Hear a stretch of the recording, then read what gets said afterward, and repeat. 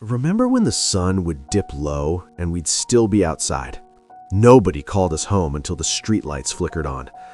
That's when we'd finally drag ourselves back, dusty and exhausted. When we got thirsty, we'd run to the nearest garden hose. The water was cold and tasted like rubber and metal, but somehow it was better than anything else. We didn't think twice about it. My neighbor, Mrs. Chen, used to sit on her porch every evening. She'd wave us over and tell these long stories about when she was young. We'd listen, half bored but also kind of fascinated. Her husband would bring out cookies sometimes. Getting anywhere meant dealing with a huge paper map that never folded back the right way. My dad would get frustrated trying to read it while driving, and my mom would argue about which exit to take.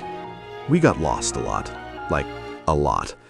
But somehow we always figured it out, usually by stopping at a gas station and asking someone. Packing for trips was its own nightmare.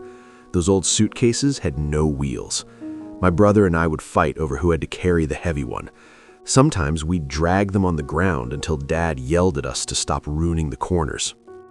Our phone was this beige rotary thing stuck to the kitchen wall. You had to stand there while talking because the cord only stretched so far. My little sister would sit at the table making faces at me, trying to make me laugh while I was on the phone. So annoying. If you wanted to make plans with someone, you had to actually call their house and risk their dad answering. Awkward. There was no texting, "Hey, you up?" You either called or you didn't hang out. The milkman came every morning at like 6 a.m. Glass bottles that you had to remember to put back out.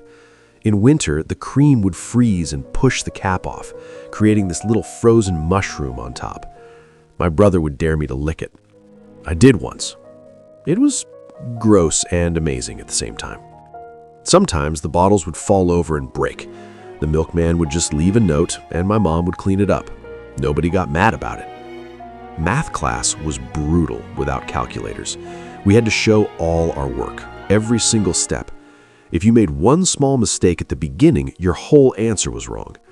But when you finally got it right, that feeling was incredible. My teacher had this old slide rule that nobody really knew how to use anymore. She kept it on her desk like a trophy from ancient times. If I wanted a new bike or a game, I had to save for weeks, sometimes months. I'd do extra chores, collect bottles for deposit money, anything to get closer to the price. When I finally bought it with my own cash, crumpled bills and coins, it felt like I'd won something. My friend's mom did layaway at Sears. She'd put something on hold and pay a little bit each week. Then one day she'd come home with the item and it was like Christmas. Any adult in the neighborhood could tell you off. Mrs. Rodriguez down the street once caught me and Tommy throwing rocks at bottles behind the garage. She marched us right to my front door. I was terrified. My mom thanked her and then grounded me for a week. But it also meant adults looked out for you. When I fell off my bike and scraped up my knee pretty bad, Mr. Patterson saw it happen, carried me home, and stayed until my parents got back from the store. I barely knew him, but he waited anyway. My friend's mom once stopped a sketchy guy who was talking to some kids at the park. She just walked up and asked what he was doing there. He left real quick. People paid attention back then. Now everything feels like it's moving too fast. I'm honest about it. Everyone's on their phones, including me. I catch myself scrolling when I should be talking to someone right in front of me. Sometimes I think about those days.